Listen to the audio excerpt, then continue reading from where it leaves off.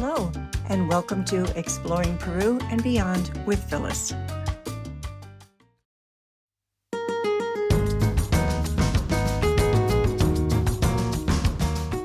This restaurant was recommended by our local guides, and they had an excellent buffet. We actually ate there twice, as we did many other things in the Cusco area the week we were there. Rainbow Mountain is a 3-hour drive from Cusco, so we left while it was still dark to beat the crowds. Always a good idea. The drive was filled with staggering beauty on an immense scale, beautiful creativity in the mundane, and a few fun things like this.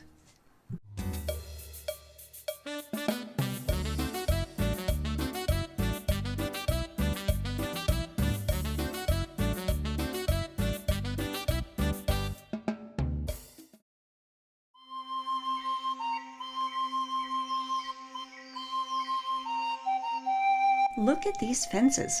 How creative is that? I've never seen anything like that before, and I admit they totally captivated me. Each set of fencing was unique, beautiful, and apparently effective for their needs. I tried to imagine myself building one, but doing a balancing act with different sized rocks only brought images of me continually dropping them on my foot or my fingers. Ouch. Plus, I wouldn't have the patience. It sort of reminded me of a house of cards on a totally different level.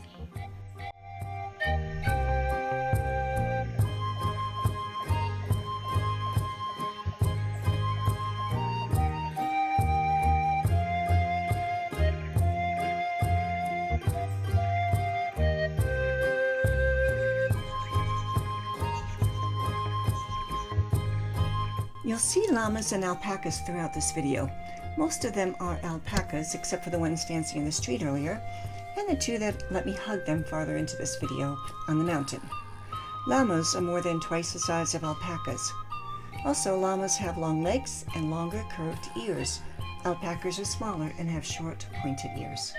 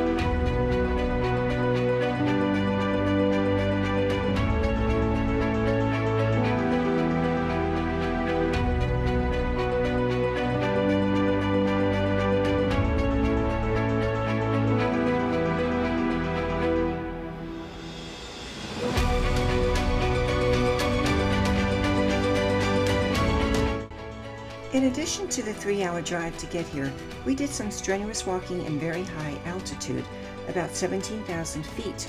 While neither of us got altitude sickness, we definitely felt it. Walking was necessarily slower, so unless you plan on staying the whole day, which you'll need if you plan on walking all the way up and or back, I recommend getting the horse ride led by a guide in traditional costume. You'll still have to do a good amount of walking before and after your ride, but it saves a ton of time, it's fun, and it helps support the awesome guides. It was very cold and windy in the mountains, but growing up in the northeastern US, it didn't take long for me to get used to it, and it was kind of nice to see snow again and feel the cold just for a minute. So, while we and everyone else were focused on our breathing, these wonderful guides ran back after delivering us to our destination for the rest of the climb on foot. Ran. Okay, I get it. They're used to it and their hearts are probably a lot bigger and stronger than mine, but wow, that was impressive.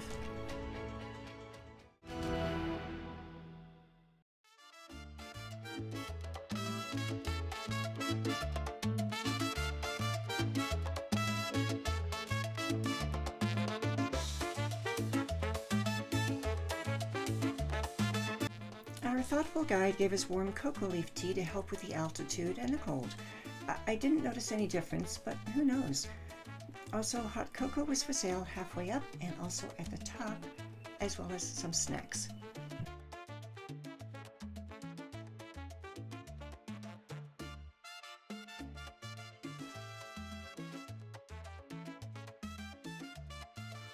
The colors in Rainbow Mountain have only been visible for a few years when the ice and snow on the mountaintops began melting enough to reveal a glorious sight.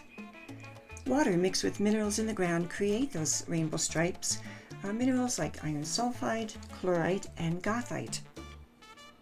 A word about pictures of these mountains here and elsewhere. I have lightened several pictures a little so that you could see things more clearly, as part of the morning was overcast and gray, especially as the morning progressed. But I have not photoshopped or messed with the colors at all, unlike many pictures you'll see in tour books and on the internet. Some of the colors in the mountains were dull or muted, but some were also strong and vibrant, and it changed while we were there. That's why you see differences in these pictures and videos. Apparently, the colors depend on moisture, sunlight, fog, rain, and dust in the air that affects the minerals in the mountains and therefore the colors that you see. Morning and evening are recommended for the best viewing and less crowding.